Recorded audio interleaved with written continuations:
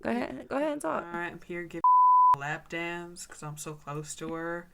I just don't have a lot of volume because I talk softer than you do. Yeah, you do apparently. I mean, look at the difference.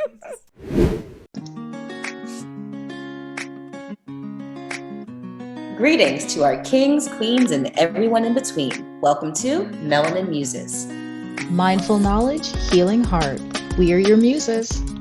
Cleo And Calliope, but you can call me Callie. We're here to give you a safe space to open your mind and to heal your heart while adding a dash of melanin flavor. Disclaimer, we are not legal, mental, or health professionals. Although we're actively researching the topics we discuss and fact-checking our resources, please note that we are only giving our opinions and not professional advisory. If you wish to get professional advice, please seek out the help of a certified professional or therapist. Let us begin. Hey everyone, and welcome back to the Melanin Muses podcast. This is Cleo, and I'm alone today. Well, more or less. Callie is actually a little bit busy, so we decided to do something new today, and I have brought on a guest. And if you don't choke, if you can hear the nonsense over there, that's actually our guest today, dying just a little bit from trying to drink her water. So, besides the nonsense that you hear behind me, she is actually a pretty fun person, very intelligent, and one of my closest friends here in Korea. She is also an English teacher. And she's just, it's hard to describe how much I appreciate this woman. She's helped me get through so much ever since I first came here to Korea. We actually came here around the same time. And I adore her, and she's just helped me so much. So I figured it would be fun to bring her on because you guys have been hearing a lot from Callie and I. So I thought it would be nice to bring on someone different. So I will let her introduce herself. Darling, say hello instead of just coughing. Hello, I am Andromeda. Oh my god. So mysterious, much like me. No, y'all, that's not her real name. We just don't need our students finding our behinds on this dang podcast. But yeah, go ahead, Andromeda. Listen, your introduction of me was too much. No. I'm not that good. I give her grief every second of every day. I mean, yeah, but... And I make her life miserable. That's what's needed to know. She's just a little bit of a masochist. Nothing you can do about it. That is a lie. You know it. Well, we know you're not a sadist. Anyway, I was telling... See, she bringing up my Philly accent. Y'all hearing me speaking before very eloquently in my previous podcast. That's but not how her brain works. You know what, Missy? Be nice. I told you gave me too nice of an introduction. Anyway, so today we're going to talk about her today. We're going to introduce you to a new voice, a new perspective that can hopefully be some fun, be some entertainment, and also maybe bring some light to some of you who are potentially going down the same path as she is with the projects that she's doing. So let's get started. And I mean, if you're not feeling it, you can just enjoy. Sit back, relax, listen to my honey-like voice. Just enjoy yourself. Some ASMR. I mean, that too. That works. So, any hoozle. So, number one, tell me, darling, what motivated you to actually decide to come to Korea? You know, like all of us have these reasons, and I'm curious to know and curious for you to share your reasons for coming here. I mean, I feel like a lot of people like to ask that question, and my answer is just not all that exciting. Way back when I was a little one, back in high school, watched some Eat Your Kimchi, Simon and Martina, woo. And yeah, no, that was basically it. Like, I thought it was cool. Then I got into K-pop, and I thought that was cool. I learned about North Korean, and I was like, that's not cool. But I'm interested. So, yeah, I just kind of remembered that. Went to college, got my degree, and had a lot of student loans, and was like, on top of all the coolness, I need some money. So I was like, yep, Korea sounds good to me. And then I went. I mean, you're not wrong. You're not wrong. And what did you think of the teaching job when you came here? Was it everything you expected it to be? Was it different? Did you like it? Do you not like it? I mean, I genuinely came here with no expectations because I didn't know how to teach a day in my life. Never did it. Was always against doing it, and then I was like, I need money, so I came and did it. And, I don't, especially at the beginning, I did not consider myself a teacher. I was just the add-on to my co-teachers. And I mean, like, they're very friendly. They were lovely women. Well, they still are, since I still have one of them. The other one's still a teacher at the school. They're still there. But, like, they're great. They took really good care of me. I was basically the child of the school, because I was I was the youngest. I'm not the youngest anymore, but I was the youngest at that time. So everyone just kind of looked out for me. And, like, I was well taken care of. And I learned slowly. Mm-hmm. Like, I wasn't thrown in and, like, now teach everything and good luck. It was like, no. You just give us some games and we'll do the textbook and just have fun and make class fun. And I did that. And, like, there were other things going on that were freaking crazy. Like, there were so many fights in my classes. Oh, do tell. Let me get my tea. What happened? Because you know how kids aren't, like, separated, like, children who have behavioral or learning difficulties or, I don't want to, like, say disabilities, because, like, I have one who, it was just a behavioral thing. Mm-hmm. Like, he just could not handle anger for one reason or another. Mm-hmm. And, like, he would snap. Oh. Like, I had, I think, three separate students who would snap, all around the same age, too.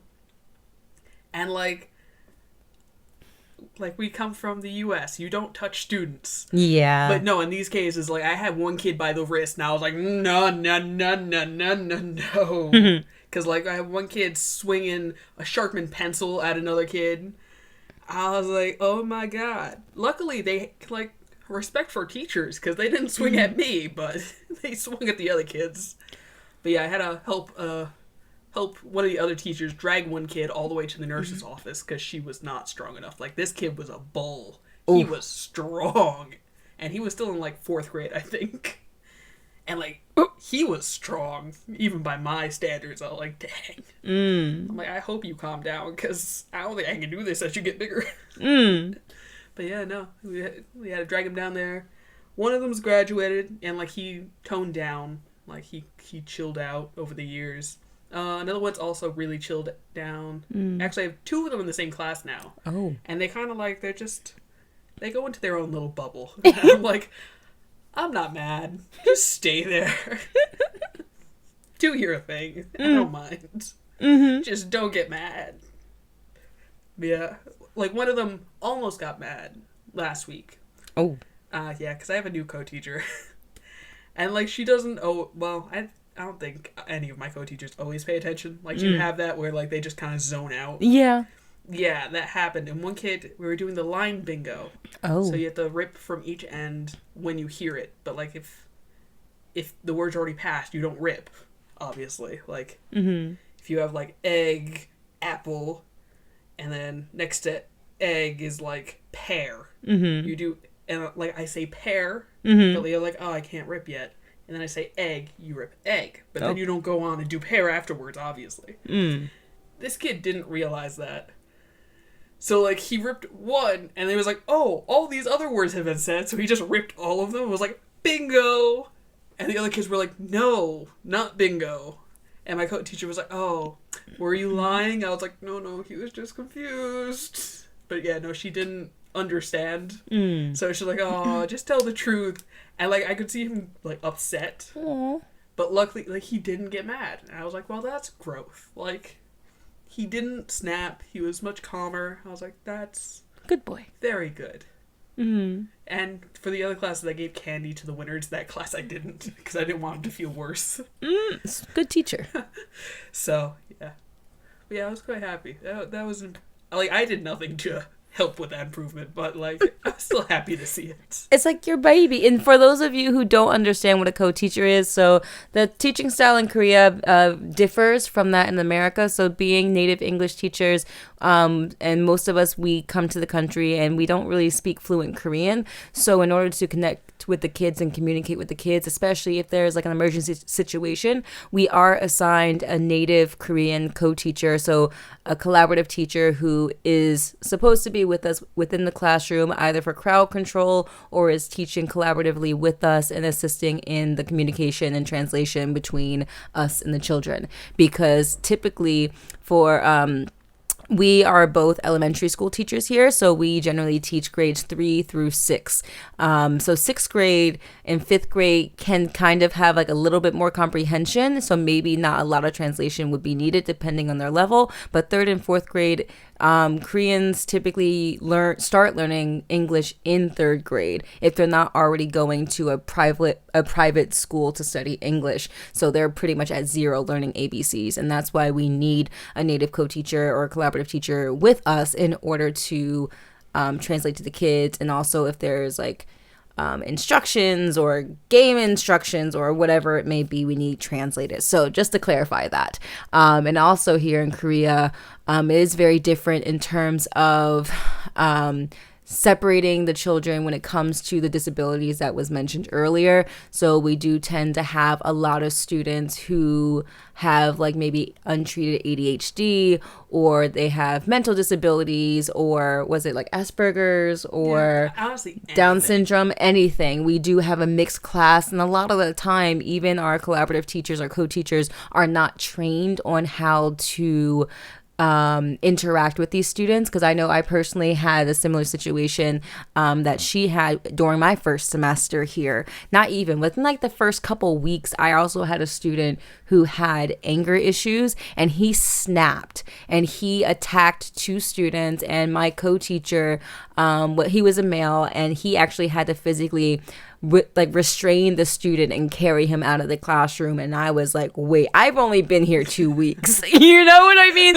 How do I deal with this situation? Hold on a second. First off, they're fighting, you're touching that. There's a lot wrong. Yeah, and it's so strange because like we were mentioning before, in America, as teachers, as educators, we're not supposed to have interactions with the kids, obviously due to like the boundaries and accusations and stuff. So you are supposed to have that distance in between you and the child. Even like the kids who want to be hugging you, you're like, nope, my hands are up here, I'm not hugging anybody. And it's just like just to prevent misunderstandings and things like that. But here in Korea, things are actually very, very different. You know, like kids be hugging up on everybody. I had like students sitting on each other's laps. Some of my boys were sitting on each other's laps. My girls were sitting on each other's laps. Students be hugging the teachers or holding their hands. So for me, it was very awkward, and I didn't know how to receive it when I had kids wanting to hold my hand or wanting to come up and just full out hug me, like head in my boob type hug, just like 3rd graders or 4th graders. There was like a 4th grade young boy, sweetest little thing, and he was the lowest level of English you could be in 4th grade. Like he couldn't speak anything, but he tried. And the thing that made me the most upset was that the teaching style of my co-teacher at the time, she's just like, just leave him behind, it's fine, just he won't get it, just focus on the rest of the class.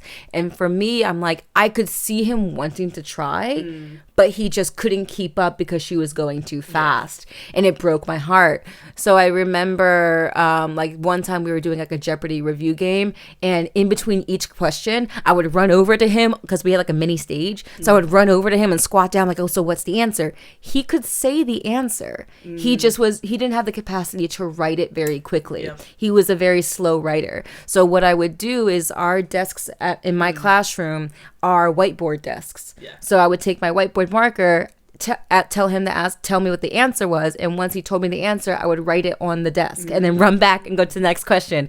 And my co-teacher looked so annoyed with me. She's like, "What are you doing?" But I'm like, he knows it. He just doesn't know how to write well. Yeah. So, and it almost made me cry in the middle of the class, because I remember the third or fourth time I ran over, he just looked at me. He's like, "Thank you, teacher." Yep. In English, and I like teared up a little bit. I was like, "Oh my god!" It's like, oh god, my heart. My heart. My kokoro. Oh my god! Like it was so touching, because it seemed like the first time someone actually believed in him, because there's a lot of that child left behind mentality here when it comes to learning, and it's very sad. It's like the exact opposite of the U.S. goes to the other extreme. Exactly. And I remember one day I was taking a nap in between classes because I was exhausted, and he comes in. It was like after school, but they were having an after school class for the kids who were slower. So he came in early, and I didn't know what time it was because I was knocked out. And I woke up, and he's just like, "Oh, teacher, piconeyo." Like, "Are you tired?" And I'm like, "Oh yeah, I'm sorry, just a little tired. Suapi Sol, do you have a class?" And he's like, "Yeah, there's a class, whatever." And I was speaking to him in Korean, basic Korean, and he comes over and he stands behind me and he tries rubbing my shoulders like a massage. Yeah. And I'm like, in my mind, my American side was just like, "Oh dear God." And plus, because I was alone in the classroom, I was like, "No." But the thing is, I knew he must be doing that for like his grandparents or his mom at home. He does that for his family when they're tired, and he was just being affectionate. But the American in me and the foreigner in me was just like, oh, thank you. And I scooted away. It's like, "Oh, thank you. Oh, go Mawa, you're so sweet." And that helped me so much. I feel so awake right now. And I'm just like, "Ah." And it's sad because I know he was just trying to be like an affectionate little kid, but especially because he's a young boy, I have to draw that boundary, because I don't want any lines or boundaries to be crossed, especially being a woman as well as a woman teacher and a foreign woman teacher here in Korea. You don't want those misunderstandings. And especially being by myself in that room with no witnesses. Nah, fam, not about to get deported. And then I have other kids trying to, I don't mind, the kids hugging me. It's just sad, when some kids you have to draw the line just because they're boys. And a lot, some of my 4th grade boys are taller than me and hit freaking puberty. And I'm just like, that's not hard. Shut up. But it's fascinating becoming a teacher, similar to you. I never had any inkling of becoming a teacher at all. It was literally just, I actually hated school. Oh, same. Hated school. I almost dropped out of high school. Really? I came real close. I didn't know that. Yeah. No, it's just that my family wouldn't let me. Or else you would have. Yeah, no, I legitimately would have. Because I think they changed the law, within a year or two of when I came of age, to the age where I could have. Oh. Where they made it so that you had to get parents' permission to drop out. Ooh, you got bad luck. So close. But also, thank God I didn't. But Hey, look at you. I was rebellious. You rebel, you. But, I was, the most rebellious child. That makes no sense. It was ridiculous. Anything that you said, I'd be like, "I don't want to. I don't like this. I don't like that." Wearing all the black, all the, oh, we be emo phase, yeah. But also, if you were like, "Go wash the dishes," I'd be like, "Okay." Alright. Is your room clean? Yeah. Oh my God, I can't stand it. And then look at you, now you a teacher. I mean, I am not a teacher that would have taught me. Because, you think back and, my teachers, especially, middle school, oh, wait, what's the, what rating are we? Can I swear? Fudge it, sure. That was not a swear, so that doesn't make me feel any. I mean, go ahead. I don't mind. I mean, I'll try not to. If you need to swear a little bit, I cursed already in the previous episode. It's fine. All right. I fucking hated most of my middle school teachers. Okay. It was they caused a lot of my mental issues. Oh, the worst of them. I feel that. And they were just unforgiving in everything. If I know they're not going to ever see this, so I guess it doesn't really make a difference if I tell them this very specific story, because there is no mistaking who this is about. I mean, probably just don't say the names of people, because I don't want to get that's okay. sued. They would know. This story is not easy to. This is not a shared story. Oh, okay. Nobody else would have been through this. is I spent a lot of time inside for recess. Because, like, due to ADHD, like, all the issues, like, I tended to forget homework or whatnot. And if you forget homework, you're either in for recess or you have detention every time. So I spent a lot of time inside.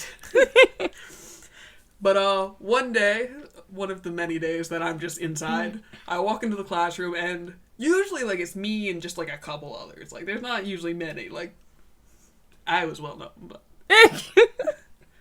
But, this time there was a bunch of 7th graders. This was when I was, like, 8th grade. This was my last year. There's a bunch of 7th graders in here, and I'm like, that's weird. Like, this was... And they were, like, the golden child of the school. Like... They were the favorite grade. Everyone loved the 7th grade. They hated my class. I mean, they hated my class too. I get that. Go ahead.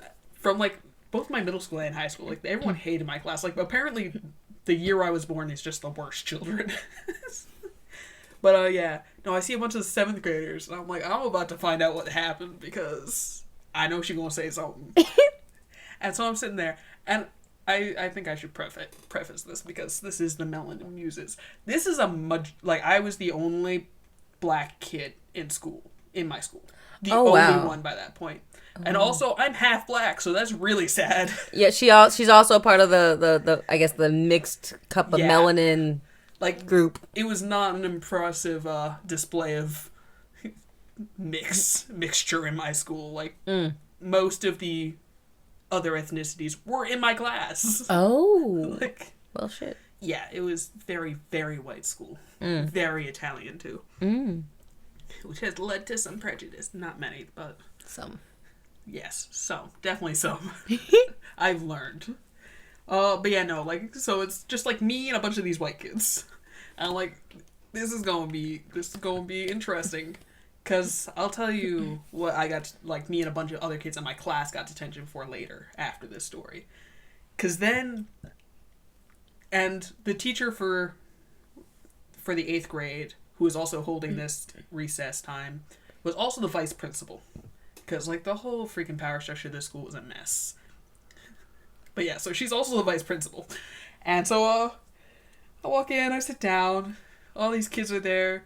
They all have a piece of paper in front of them. And she just goes, all right, now I would like you all to write a letter to your red pen about how much it misses you. And apologize to it because you didn't bring it today. That was why they were in, because they didn't bring a red pen. What the hell? It's the best thing. So let me kind of circle around that to the differences in what they allow people to get detention for and discipline in American schools versus Korean schools. Yeah, you're nothing. You could fight a kid and you still don't have detention. There is no detention here. There's not even suspension. Yeah, so it's a crazy thing. Also, at least in our schools that we've noticed, the disciplinary system here is pretty much non-existent. It's a lot of the time you have to cater to the parents. Like in America, they have that too. Like some schools, especially I think more wealthier schools, are like you have to cater to the parents because they give money to the school. So it's kind of like, oh, little Johnny will be fine. Just give him a slap on the wrist. He's on the football team. Go have fun, Johnny. That also depends though. Like, because if you're like at a Catholic school like I was, like you can expect the Catholic treatment. For the most part. And like, or it might have just been, like, I might be dating myself. Because, like, I feel like I was still, you're like maybe 20 years around the time of when they used to smack you around with a ruler. So we didn't do a ruler slap in my school. Well, they didn't do it at my school anymore because it was legal by then. Yeah. But, like, I feel like the history of it wasn't very far past. Oh, yeah. Same with my school. I went to Catholic school, elementary school. We still had nuns until my 5th grade. No. I didn't have nuns. Yeah, we had nuns. I had a lady who could have been she could have been a saint. Like, she was the nicest old lady, and I loved her. Unfortunately, I'm not Catholic anymore, so I'm like, you were probably kind of full of it. But, you were a wonderful person. And, like, she had, like, the hardest life. Like, that's why she was, like, so inspiring. Aww. Yeah, like, everyone died. Everyone she loved died. Oh, like, my. Oh, my God. This turned morbid very quickly. Yeah, it happened. But I was like, wow, like, this is what's, like, this is how I should be. Like, she was, like, my idol. Until I started going through similar shit. And I was like, oh, no, never mind. Let's not do that. Good.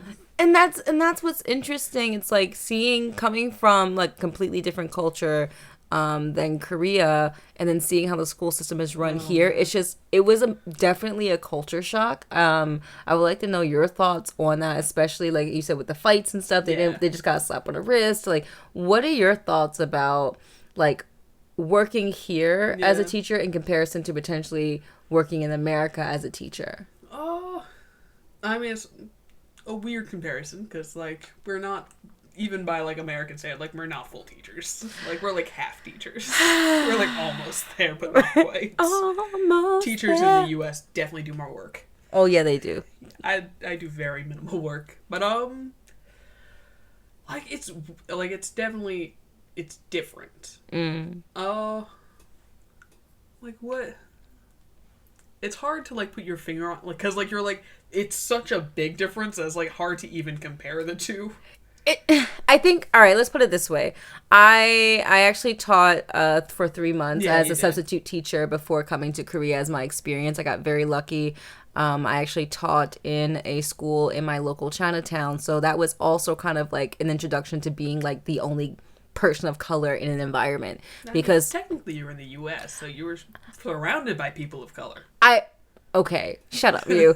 But anyway, being the token black person, because it was a school directed at just Chinese students. So all the students, except for 2, were Chinese. 2 were Indian, actually. And then the principal, vice principal were Chinese. And then all the teachers were white. And then there was me. I was like the token black person.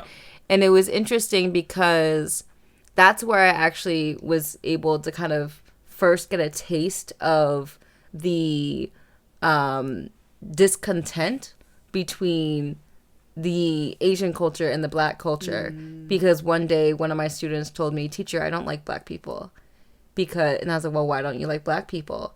And he said, "Because black people stole my phone and threatened me."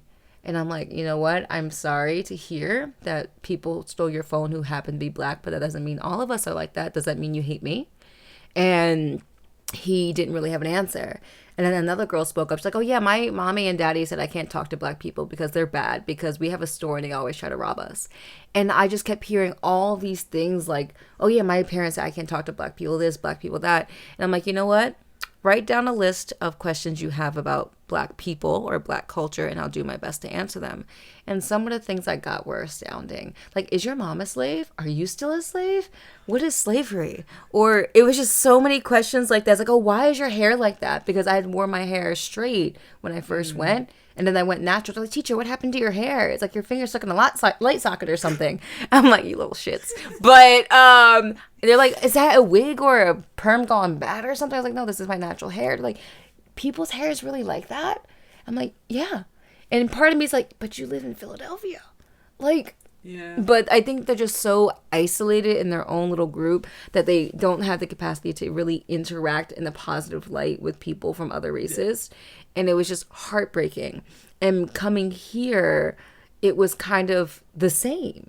Where my kids weren't, I call my students my kids. My kids never interacted with a person of color other than other Asian people. They never interacted with a black person. It was always like, "Teacher, Africa?" I'm like, "No, I'm American. I'm not African." Dang it. Not all brown people are from the continent. Or like, or whatever. Like, they're not from Africa. Not everyone's from Africa. And it was a lot of just the culture shock in the classroom was very, very different, especially being with a co-teacher and you having to learn how to balance the classroom management skills, like who's going to do the textbook, who's going to do the game, how is their disciplinary style, how much control do you have in a classroom, because in one class, one grade, I could have complete control. The other grade, I'm only there for games and like a parrot to listen and repeat. So it takes it takes a lot of self-awareness, I believe, and openness to be able to teach here, or at least teach another country where English is not the first language, and collaborative ability, because obviously like there's good co-teachers and there's not so how do I put it nicely, not so cooperative co-teachers. Like some people have worse luck and get co-teachers who just like don't care about them and not helpful and just say, just sit there in the corner and play a game, or I'm not even going to listen to you. And then there's other co-teachers where you just have to get used to their style because they've been at it for 20 years. Or just learn how to communicate with it. In comparison to back in the States, I was teaching 8 subjects by my damn self. I had to teach gym. I don't know why I don't know why I had to do gym, but I had to do gym. I'm like, okay, like run in legally circles. That was not legal. I don't know. They said I had to teach gym. I taught religion. I taught math, science, social studies. I taught. To be honest, that sounds sketch. You did not have a teacher's license, did you? No, I was a substitute teacher. And they hired me because the third grade teacher before me got fired. So he got fired for something. And then I just get a message like, I saw that you were a teacher. Do you want to interview for this job? Because we need someone to finish off the last 3 months of the school year. I'm like, but I don't got a teacher's license. Desperate were they? They were very desperate. They're like, well, you don't need a license to be a substitute teacher. Just come in and interview. I'm not sure about that. I don't know, but that's what they told me. And so I went. Luckily, you were a U.S. citizen, so you weren't gonna get deported like here. Yeah, I'm just like, okay, well, and then I helped them out and I taught, and I had the quote unquote trouble class. Like everyone was talking crap about that class, and I'm so sad for my babies because they embodied that negativity, because they would say this stuff around the kids and they would hear it. It's like, oh, your friend must have hated you to get you a job here. Like, why would you do that to you? Like, that's the worst class ever. I'm like, why are you saying that about these kids? And like, oh, haha, you'll see. And I'm like, the reason why kids behave in a certain way is because they embody what you tell them that they are. If you are telling them that they're a trouble class, that they're terrible kids, they will take that in. You might not think they will, but they will, and they will behave the way you tell them they will behave. And they tested me. Ooh, they tested me, just to see if I was like the rest. And it got to a point where my first, like, I only had 2 days of like kind of collaborating teaching, like shadowing the substitute that was there, and then I was on my own. I started Thursday, Friday was shadowed, and Monday I was alone teaching 8 subjects. And I'm like, I had to teach my dang self that subject again, because I was like, I forgot all this math and science. I had to reteach myself the textbook. The kids didn't know where they were. The kids, I'm like, well, where are you guys at the textbook? They're like, I don't know, they just jumped around. So I was like, all right, let's start from 1. And then it was a mess. But all in all, teaching really taught me to be more empathetic and more patient, and also to communicate better, because I had one boy, I found out he punched one of my girls in the face. And yeah, he punched her in the face because she was harassing him, essentially sexually harassing him. Oh, okay. And she, one of the older boys in the upper grades, mind you, I taught 3rd grade. And this is one of my boys. He was actually a bigger boy. He was he was a little bit heftier dude, so he could pack a punch. Yeah. And the other girl was really tiny, and he punched her. And I found out from one of the older kids, I think 7th or 8th grade. He's like, "Oh, teacher, he punched this other girl in the face." I was like, "Oh dear God." Okay, thank you. So I called him into the hallway while I made a reading time, and I was like, "Yo, let me talk to you. Let's go out in the hallway for a minute." And I was like, so I'm going to cut straight to it. Did you punch such and such in the face? And he's like, yeah, I did. At least he admitted it, right? Yep. And I'm like, well, why did you do it? And he's like, because she wouldn't leave me alone. I'm like, what do you mean? And he's like, well, she kept slapping my butt and she wouldn't stop. And I kept telling her, and then she just wouldn't stop. And she does it every day on the bus, in the playground, whatever. And she wouldn't stop, so I punched her. I'm like, you know what? I'm going to talk to her once we are done here, because that is not okay. She should not be touching you, especially when you told her to stop. So don't worry, I will talk to her after this. But let me ask you something. Do you think that what you did was the right thing? And he thought about it. No. I'm like, okay. Well, then what do you think would be the more appropriate thing to do if something like that happened again? And he thought about it for a second. And he's like, get an adult. I'm like, exactly. Because that is what we are here for. And if I'm not around, get the bus driver, get an older student to come find me. Find someone who can step in for you, and we will help you. Because I'm only going to tell you this because I know you were smart. He was incredibly smart. So to the point where, like, he got bored easily because he was so intelligent. Yeah. And I'm like, the only reason why I'm going to explain this to you like this is because I know you are mature enough to handle it. And I was like, listen, so let me give you an example. If that was your mom, who was annoying some random guy just because she felt like it, and he punched her in the face, would you like that? And he's like, no, I wouldn't want her to get hurt and get punched in the face like that. So why would you do that to somebody else? If you wouldn't want your own mother treated like that, why would you treat someone else like that? And he's just like, oh, exactly. Because I'm like, I'm saying this to you because I care about you and I don't want you to get in trouble when you get older. Because if you were a grown man and she was a grown woman, you would probably be going to jail right now for that. Yeah. You would get in trouble for that, not her. Even if she was in the wrong, you would get in trouble for putting your hands on her. Yeah. And I don't want to see that happen to you. So please, next time, if something like this happens again, come find us. Come find me. Come find the other teachers. We will do something. And he's like, oh, okay, I understand, teacher, or whatever. And he goes back in the room, and I call her out, and I talk to her. I was like, why do you keep touching him? And I talked to her about it, and she was the type of student who was self-depreciating because she just wanted attention. Yep. She would always try and crack these really bad jokes, like, oh, yeah, I'm so stupid, haha. I'm like, stop that. And I had called her out real quick. I'm like, you know what? That's not funny. I don't want to hear that come from your mouth ever again. Do you understand me? That's not a funny joke. Yep. Don't be talking bad about yourself. That's not cute. This is not cute behavior whatsoever. So you need to stop. And she just looked shocked. I'm like, listen, I'm not playing that. Not in my classroom. And this is the difference between Korea and America, is because in America, I was able to talk to my kids on this intellectual level. Because there's many teachers that I've talked to who just like, oh, kids are kids, whatever, and just give them attention and just give them written stuff and whatever, and don't talk to them. They're like, well, they're kids, it doesn't matter.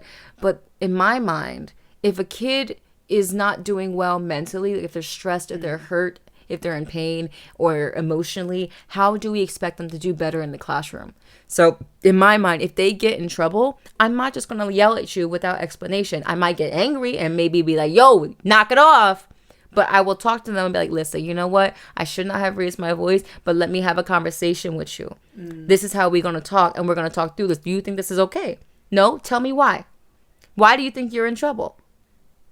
Why do you think this is not right? So make them think.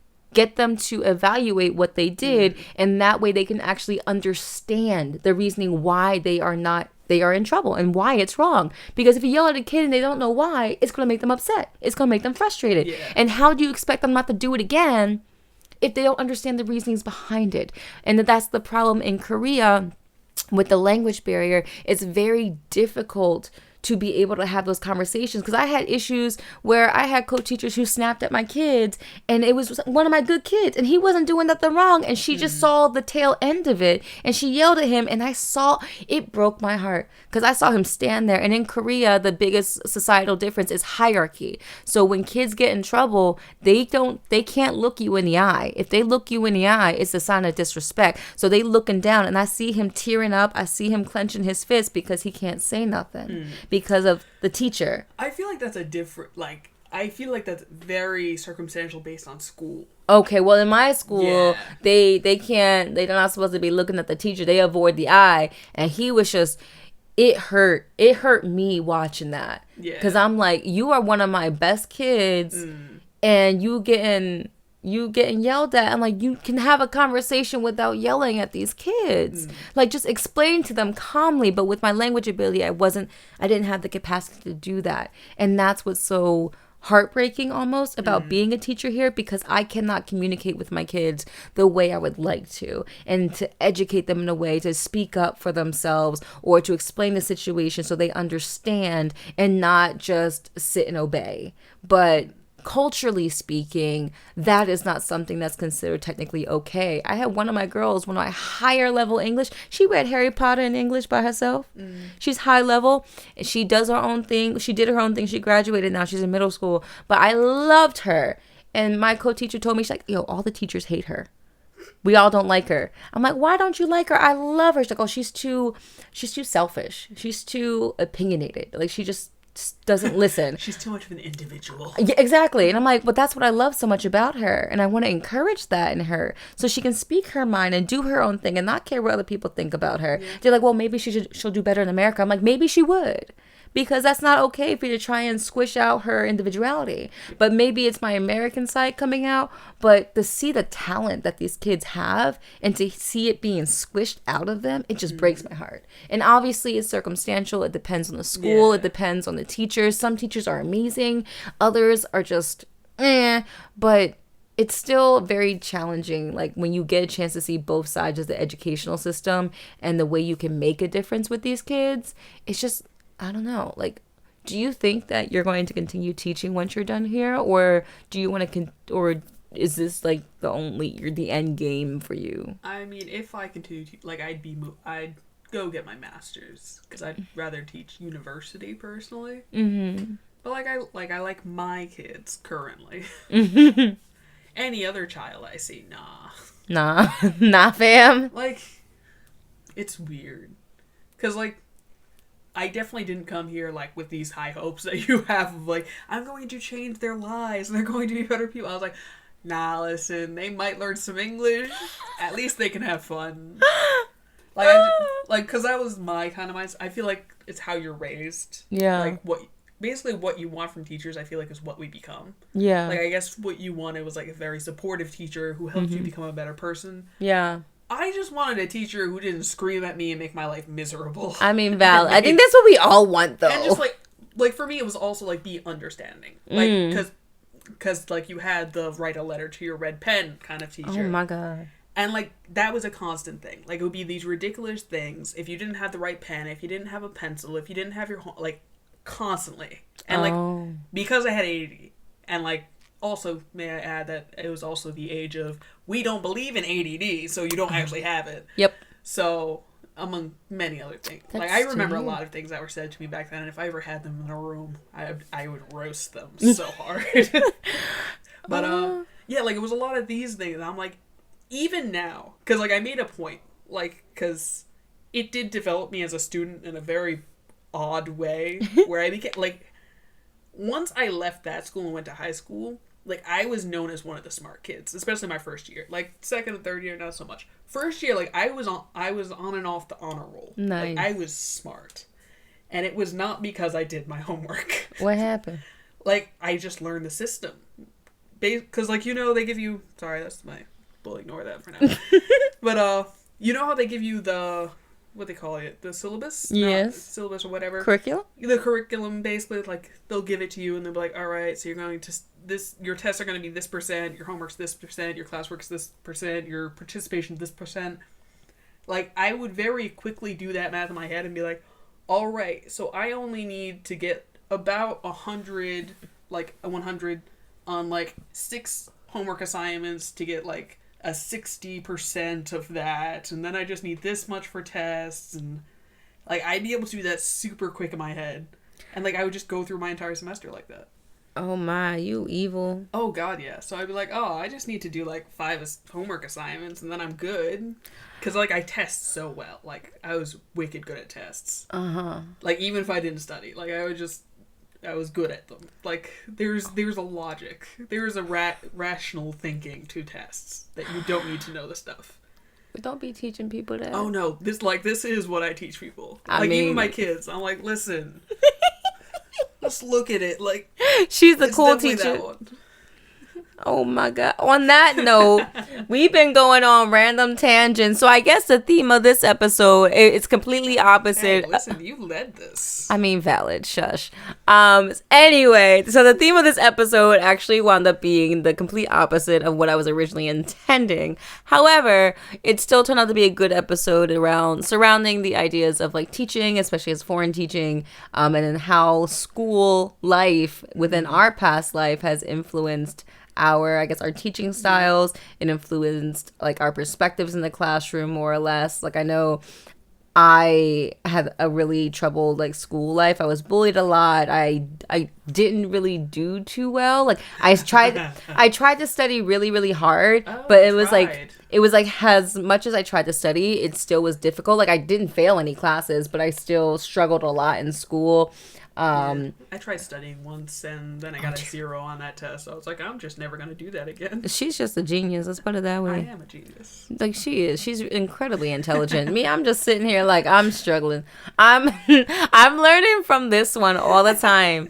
And it's fascinating. Every time we talk, I learn from her. So I'm really grateful to have this one in my life as one of my buddies. Ew. You know what? Accept my love. But on that note, I hope y'all really enjoyed this episode. just discussing about the random scenarios of being a teacher in Korea. I feel like this is definitely something that we can go into. I guess even the more of a structured version of this at a later time, because there's just so many points that we can go into in terms of teaching in general, teaching in Korea versus like just teaching in America. There's just so many points that we can discuss. So this was just like an overview of like a toe in the water type thing. And I mean, get this to 100 likes and I'll give you more middle school stories from my ridiculous teachers. Oh my gosh, you want to hear this so stuff. many. So on that note, are there any farewell pieces of advice or farewell things that you would like to say to the listeners before we go? Let's see. Uh-oh. Work smart, not hard, and the education system is stupid. Grades are irrelevant. Live a good life. Be happy. You don't really need college. Don't do it. Save money. I mean, to clarify, she's not wrong, but if you would like to go to college, go to college. If you don't, it is not the only option out there. That's the thing. Like, there's just so many options out there than the one that we're just taught from childhood to follow, like the white picket fence, get a job, and then go to work and work until you die. There are other options out there as well. Go to college in your 40s. We don't die at 20 anymore. We got time. We got time. Explore, try out many things. Don't be afraid to go outside of the norm. So like, if there's so many options, so try them out, you know? It's not, life isn't linear path. It isn't the same for everyone. So try different things, right? Work smart, not hard. That is the motto. Work smart, not hard. All right, Make well, the most. I guess we'll end on work smart, not hard. Do your best, and just like, guys, at the end of the day, this one was a little bit longer, but my final closing thing would be, at the end of the day, know that there are always options out there. If you're one of the people who are just feeling stuck in life, like not knowing where you want to go, especially in terms of education for you college students out there, whatever, like, it's okay not to know your path in life. And then can I add something to yours? Yes. Listen, if you don't know your path yet and you're in college, take a break. Like, Yeah. don't just start handing the college your tuition money and not know what you're doing, because the college does not deserve your money. Just bottom line. Colleges are overpriced. Like, when you're ready to go, go. But like, if you're thinking, take a break. Don't worry about it. You can go back. You got time. Yeah, don't feel forced. Like, if you want to take a gap year, take a gap year. God, If you want to know what, take some time to travel. I feel like that will definitely, well, not in the pandemic, not during the pandemic, but when things cool off, like, if you need to, I would suggest definitely travel and explore and get so many outside experiences. I feel like it will help open you up to your mind, to things that you never thought was possible. Like, I am very thankful for the opportunity to have been in another country. It really made me realize how closed-minded I really was just being in America. Even though we're surrounded by so many different cultures, a lot of the time we tend to isolate ourselves from things that are different. So if you push yourself and go out of the country and actually start exploring and see different cultures, meet different people, it can also be a help to push you into maybe some type of direction, some type of clarity. So like she said, if you need to take a gap year, take a gap year. If you're ready to go to school, but don't feel trapped by the societal norm of you have to do this, you have to do that. You have a choice. You can make any choice that you want. So know that your opinion is valid. You are loved, you are worthy, and you got this, right? And fuck the system. Oh my God. This one was a mistake. Anyway. Yeah, it was. How'd you know? Oh dear God. We'll see you next time. Thank you for joining us, everyone. Subscribe. Yes, this is Cleo. All right, I'm Andromeda. See you next time. Goodbye.